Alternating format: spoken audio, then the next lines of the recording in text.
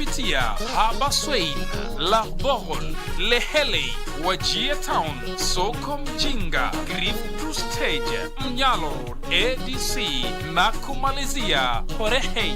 Tokelezea ukutane na watangazaji wa 15 FM wakiwemo Muhammad Almi, Edheba Aden, Maimuna Abdinasir Hajir, Nazlin Iman, Adan Ibrahim na Abdurrashid Salah. Mwanamuziki Ahmed Keys pia atakuwepo. Utapenda.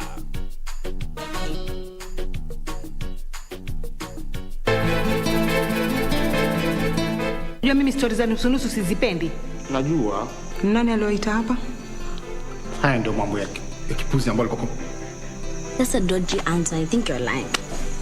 I'm not lying. Nakwambia kweli mo. Kwanza, achana na msichana. Kwa hivyo inamaanisha ulipoletwa nyumbani ndio ilikuwa mara ya kwanza wewe kumwona Lea. Let us enjoy the football.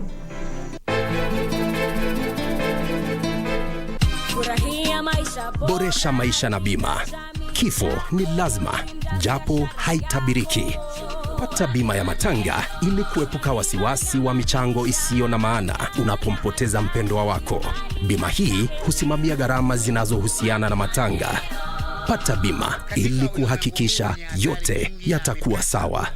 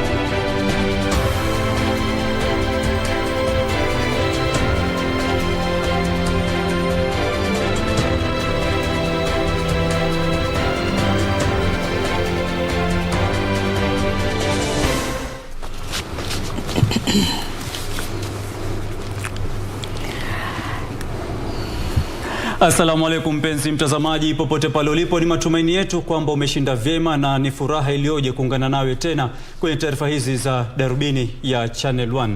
Bila shaka jioni hii tarehe 11 mwezi Mei mwaka 2022 tumekuandalia taarifa nyingi kuhusiana na siasa, taarifa nyinginezo kutoka mahakamani na taarifa nyingi tu. Bila shaka pia tuna makala speciali kutoka kaunti ya Tana River ambapo tutaangazia jinsi wenyeji wa kaunti ile wanavyopambana kupunguza tabia nchi ama mabadiliko ya hali ya hewa. Bila shaka mtazamaji, ni mengi tuliyokuandalia. Dakika ni 30, keti papo hapo tukupakulie taarifa za siku ya leo, lakini kwanza kabisa mwenzangu atupe vidokezo.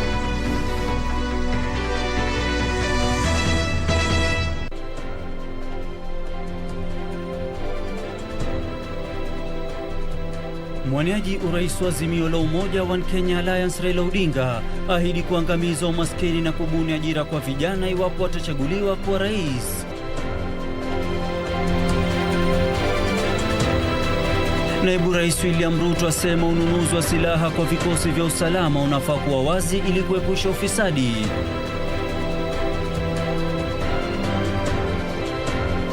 Na mahakama kuu Eldoret yamnyima dhamana mshukiwa mkuu wa mauaji ya mwanariadha Agnes Tirop.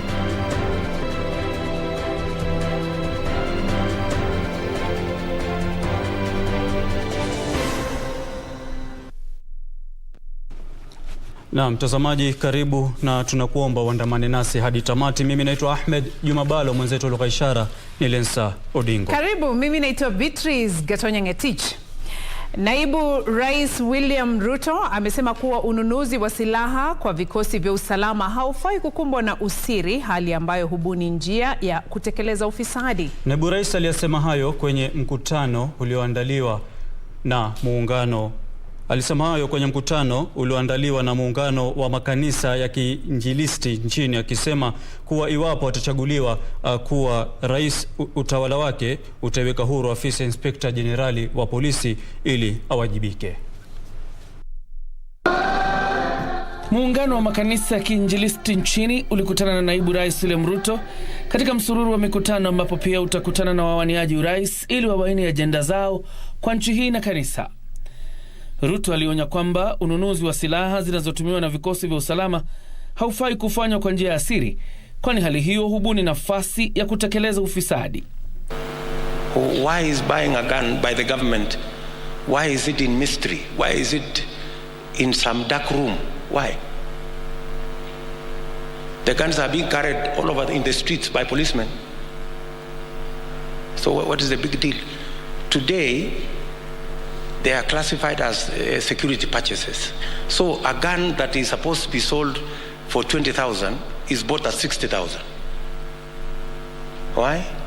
Oh, it's a security thing, so it cannot be done by open tender. It must be done in some dark room. It must be.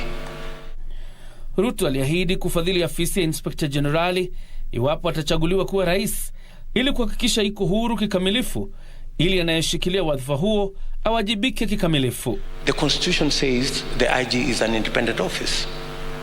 Today, the IG doesn't have a budget. He relies on the office of the president for a budget.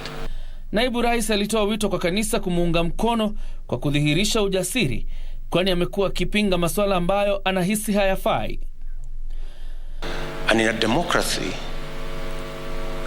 you speak your truth, but when the majority have made a decision, as a Democrat from where I sit, just like in an election, you go to an election,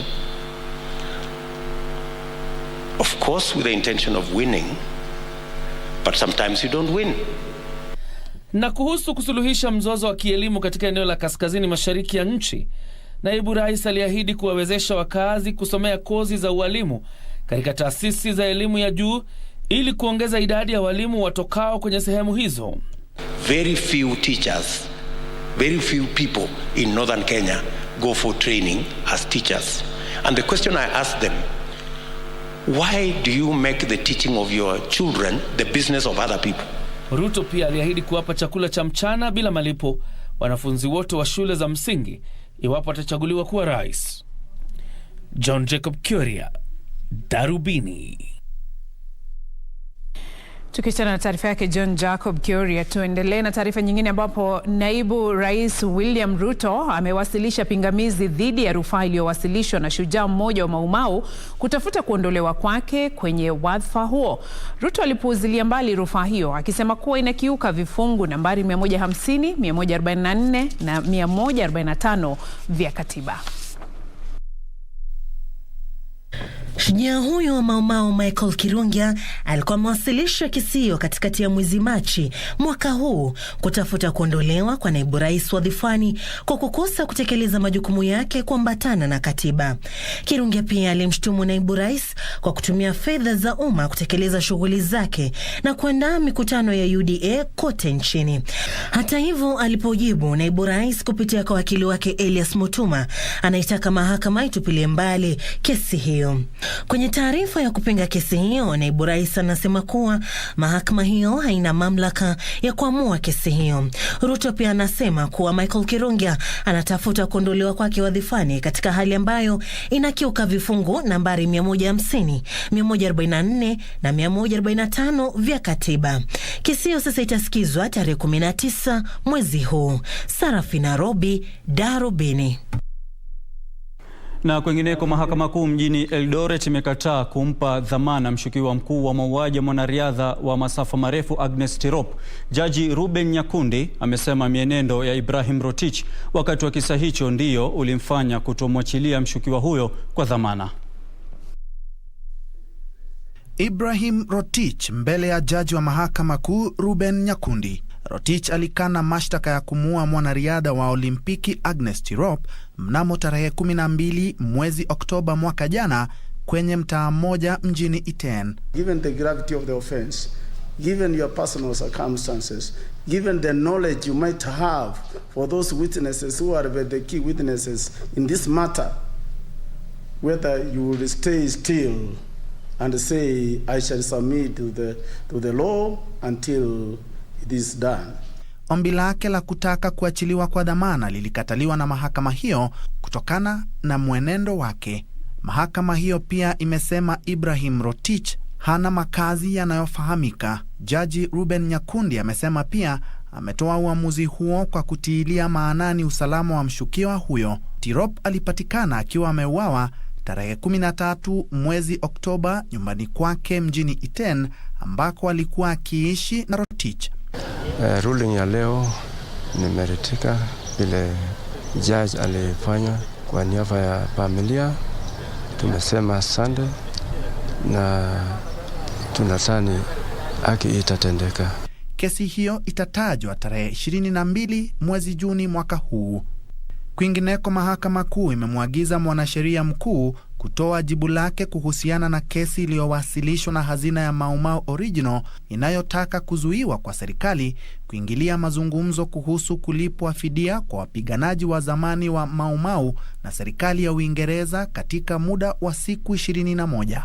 Kwenye kesi hiyo iliyowasilishwa na Simon Ngasha, pia wametaka mahakama kutoa mwelekeo wa jinsi fidia hiyo itakavyotolewa. Kesi hiyo itatajwa tarehe 20 mwezi Juni mwaka huu. Wakati huo huo, mahakama kuu imesimamisha kwa muda kushtakiwa kwa mbunge wa Embakasi Kaskazini James Gakuya kwenye kesi dhidi yake kuhusu ardhi. Gakuya alifaa kushtakiwa siku ya Jumatano asubuhi kwa madai ya kuhusika kwenye njama ya udanganyifu, lakini hakimu alifahamisha mahakama kwamba agizo la kusitishwa kwa muda kwa kesi hiyo lilikuwa limetolewa na mahakama kuu, kwani kesi hiyo inaendelea kwenye mahakama ya kusikiliza kesi za mazingira na ardhi. We were ordered to extract the order, the High Court orders, then serve this court.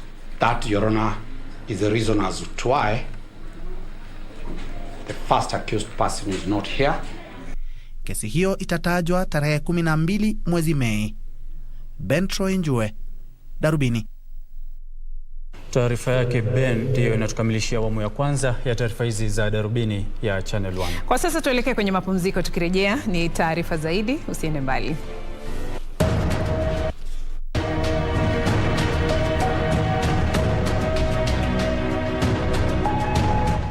We have now closed the border. And we have no apology as far as that is concerned. You will recall yourself that when a very large number of refugees were coming from Somalia, because of the drought there, we did agree to receive them in fulfillment of our international obligation.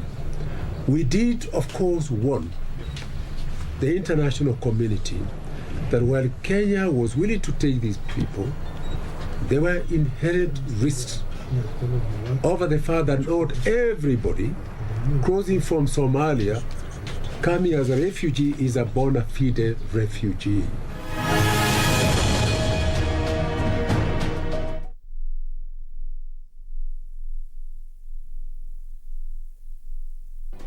Do you have a news story to share with KBC? Get in touch swiftly on email news@kbc.co.ke or call 0723-892-654 or 0734-780-124. Our arts and entertainment industry has evolved over the years. It is at such times that our destinies are written. Will we rise up in courage or die in cowardice? Who are the movers and shakers in film and theatre? Get trendy as we review locally produced films and stage drama every Wednesday at 9 p.m. on Cinemas and Theatre. Brought to you by the Kenya Film Commission. Film Kenya, Capture Africa.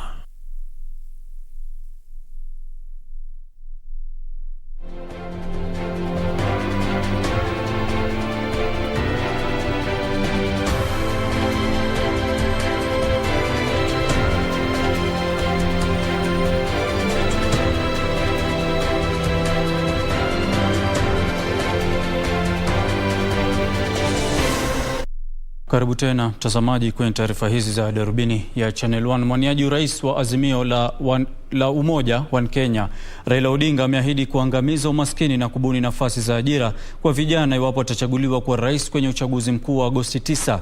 Raila anayefanya ziara ya siku 4 katika eneo la Pwani amesema kwa vijana ndio wengi humu nchini na wanafaa kusaidiwa kutoa mchango kamili kwa ustawi wa taifa hili. Kikosi cha Azimio la Umoja One Kenya kikiongozwa na mwaniaji urais Raila Odinga kilianza ziara ya siku 4 katika eneo la Pwani kuupigia debe muungano huo kabla ya uchaguzi mkuu ujao.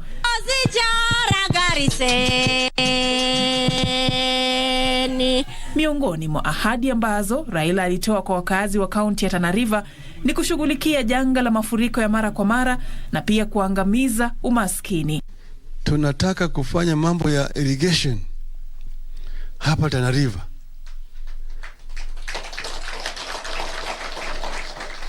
Kuna eneo mingi hapa ambayo mvua ikinyesha kule juu inakuja mnakuwa na mafuriko mingi sana hapa.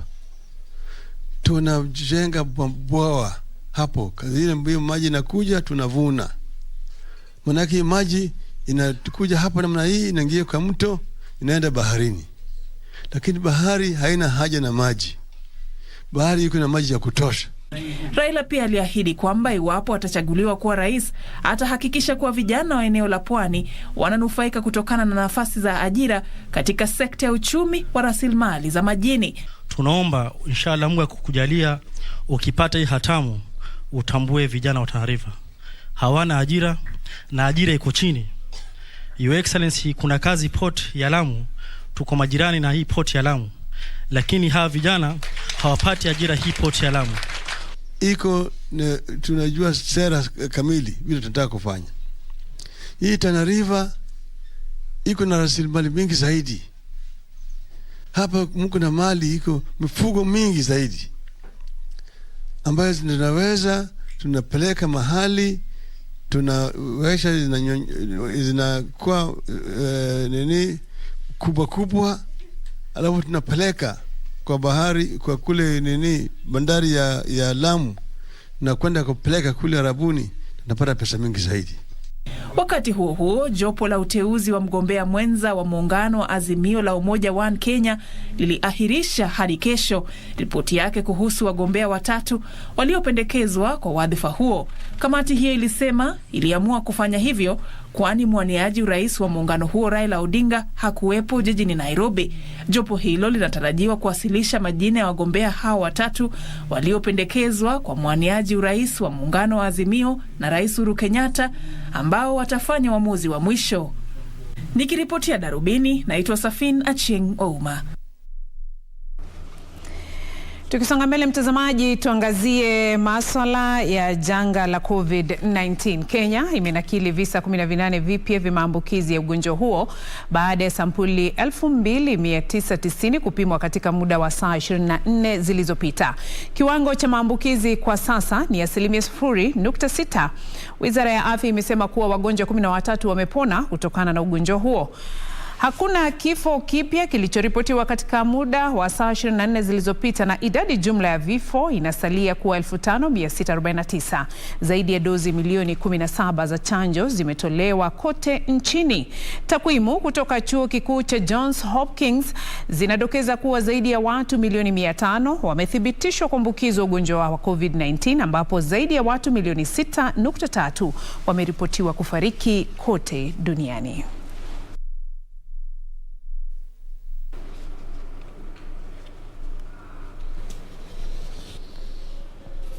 Na kwengineko mtazamaji na mtazamaji naona kidogo mtazamaji mpiga picha kuna mkanganyiko hapa ndani ya studio kidogo, naona mpiga picha walikuwa nataka usome tusome sote, sasa tusome sote.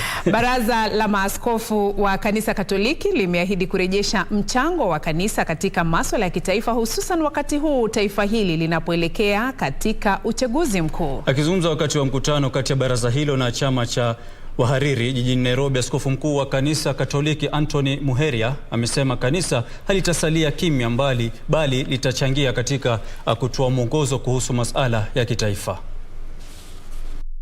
Wasiwasi uliibuka katika miaka hivi punde kuhusu kukimya kwa kanisa badala ya kuchangia kwenye masuala ya kitaifa.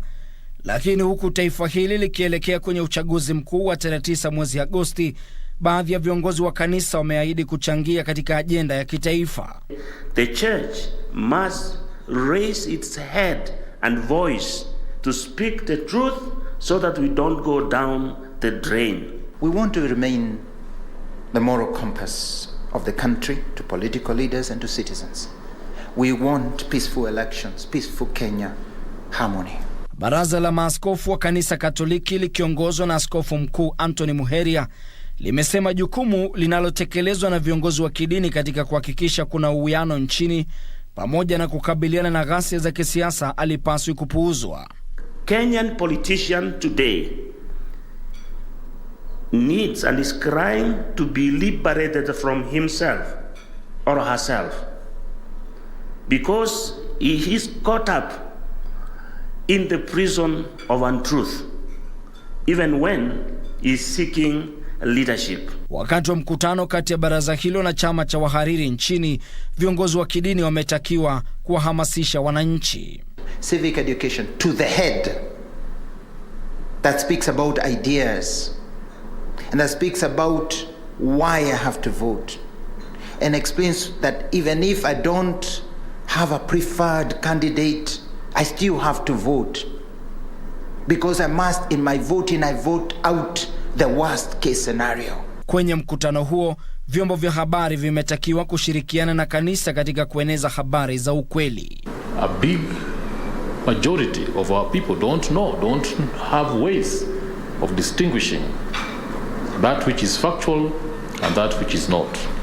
And I think we must then stand up and be counted as the soldiers of truth. Ben Chumba, Darubini.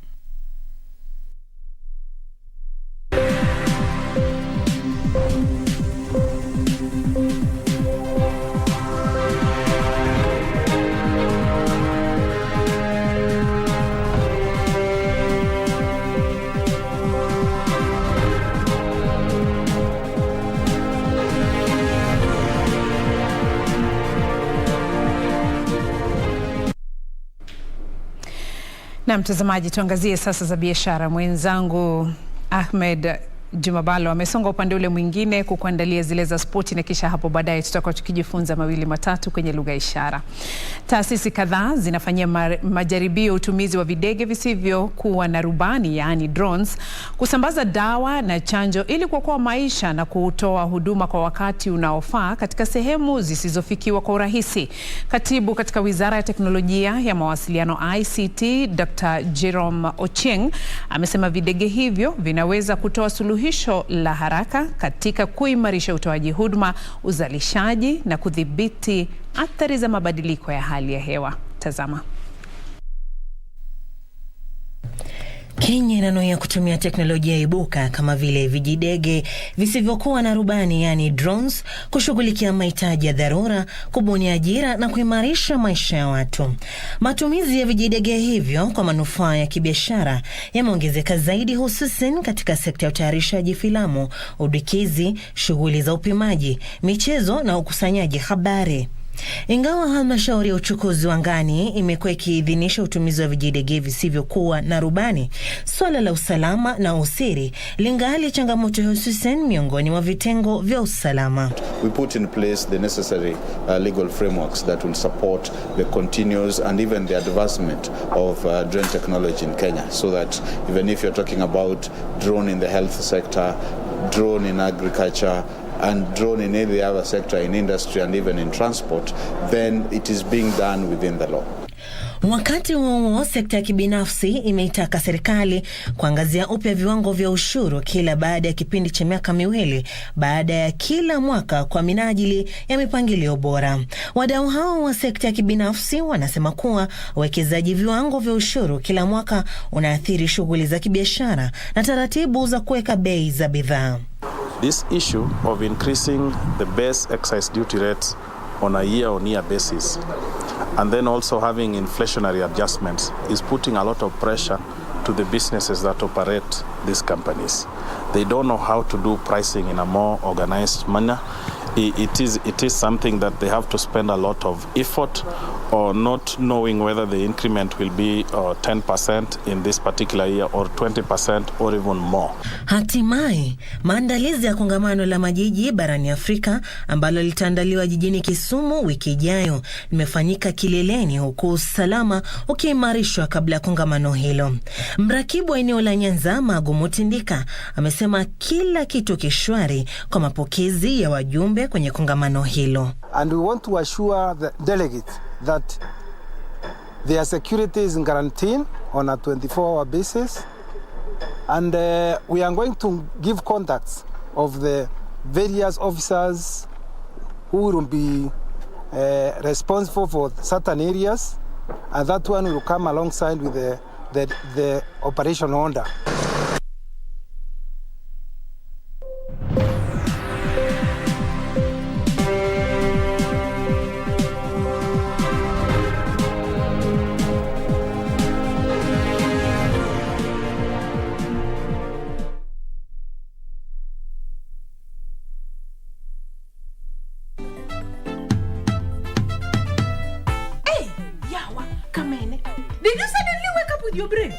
Julia, I might not have the vest, but I have the brains. Plus, I am a wife material compared to you nonsense. Atito, you have already forgotten how Farah here helped you with the same problem just the other day.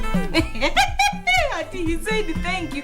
Farah, it sounds like utalalia sante kama mattress. Julia, so all your friends are pregnant?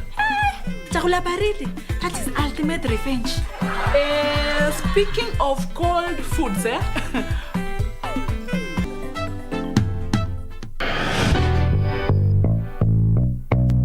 Put Chris on a leash, because if you don't, he'll get snatched by some young thing. If life is so good, why are you still single? Who would want a woman like you? That's anything about us is over. Get over it, move on. Shouldn't have said that. My husband is very good at keeping secrets. I think he uses another phone because the one he has... You've been doing your own investigating. What makes you think he's cheating? Why should I ask you for a divorce? You're the one who wants one. We could start afresh. Hey, honey. Welcome home. Leave, Asali.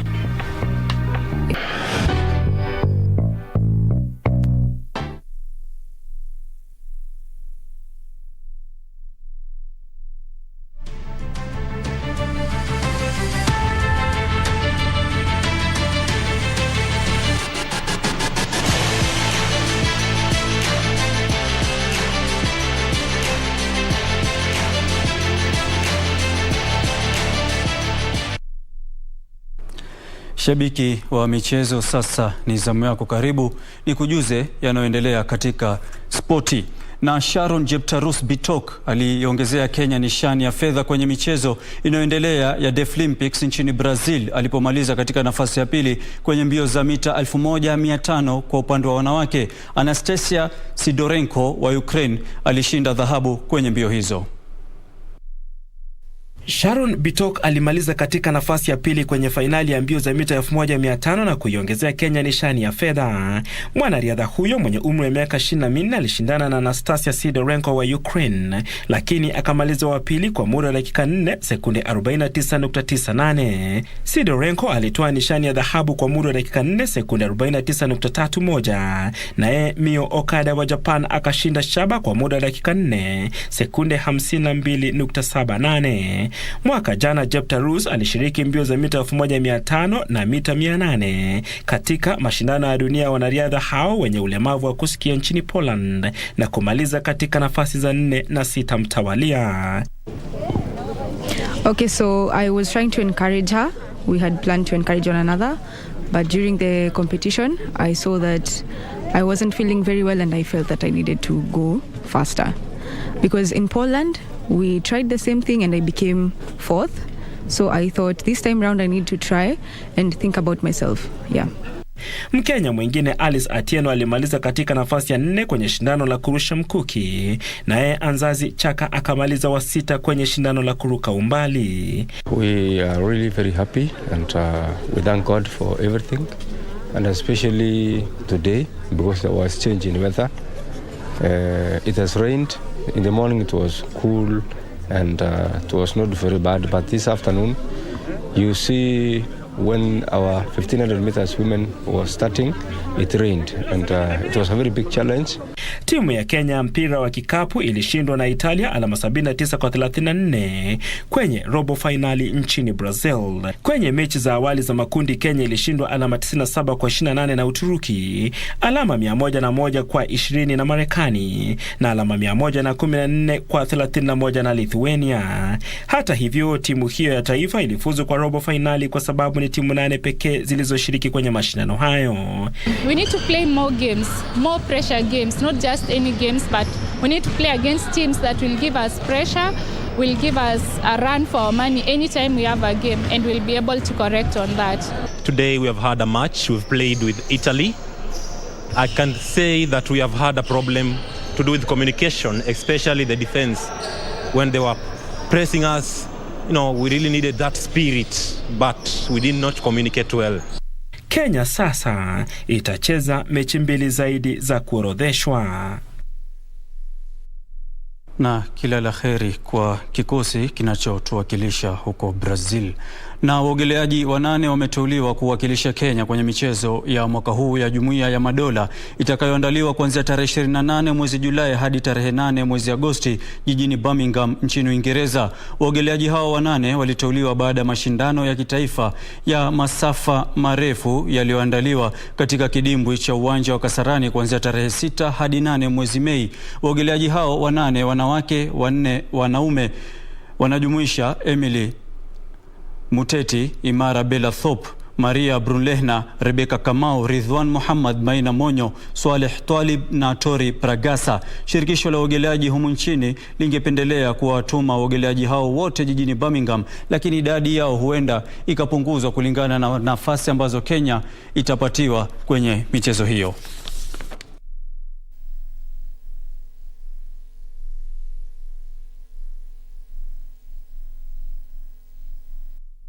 Na bondia wa Kenya Christine Ongare alishindwa na Hana Okhota wa Ukraine katika pigano la uzani wa flyweight, huku akibanduliwa kwenye makala ya 12 ya mashindano ya ndondi ya dunia kwa wanawake jijini Istanbul nchini Uturuki. Mshindi huyo wa nishani ya shaba kwenye michezo ya Jumuiya ya Madola uzani wa fly alibanduliwa siku moja baada ya mwenzake Lorna Kusa kushindwa na Khalzova Valentine wa Kazakhstan kwenye pigano la uzani wa light. Mashindano hayo yatakayokamilika tarehe 20 mwezi Mei yaliwavutia mabondia 310 wanaowakilisha mataifa 73 na wanaopigania ushindi kwenye vitengo 12.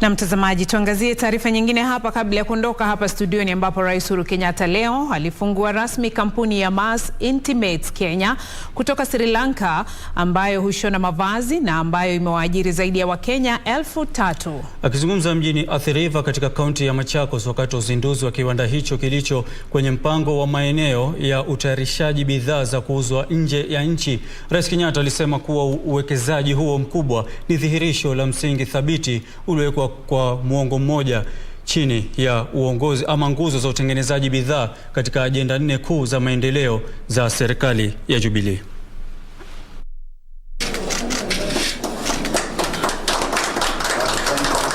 The Center for Kidney Disease and Organ Transplantation that we inaugurated today as well will enhance the Interlife program, a program whose objective is to revamp kidney transplantation services in our country And it is notable that this facility here at Kenyatta National Hospital has to date performed over 200 kidney transplants under this program. Hongera. Your Excellency. The government is committed to continue to enhance the growth of this sector by fostering high-value manufacturing, promoting the adoption of advanced manufacturing technologies, and equipping our people with skill sets required by an ever-evolving... Thank you so much, Your Excellency.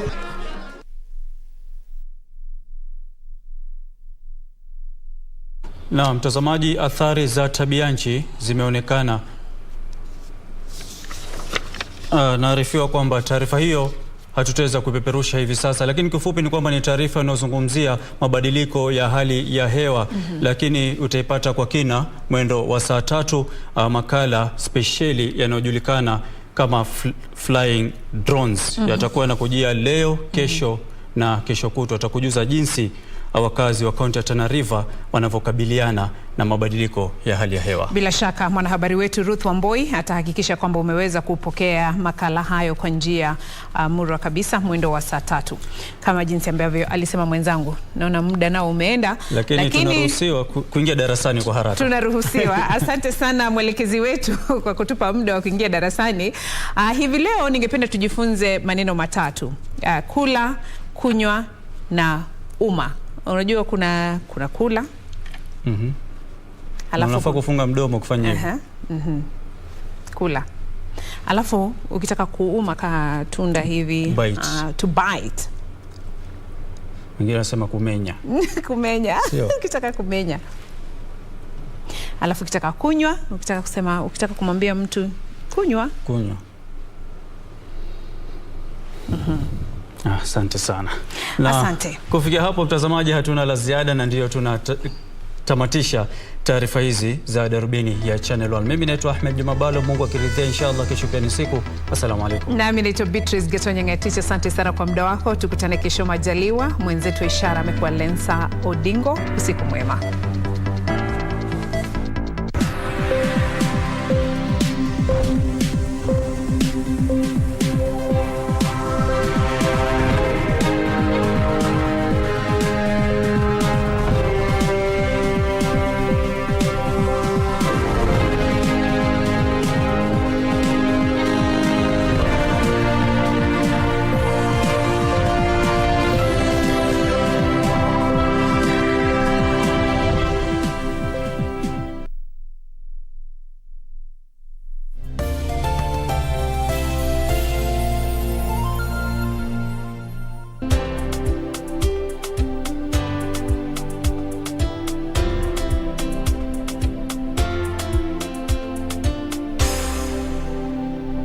Ili kupata Daniel chapter 3 kama skiza tune kwenye simu yako, bonyeza *811*815#. Shedraki, Meshaki na Abednego katika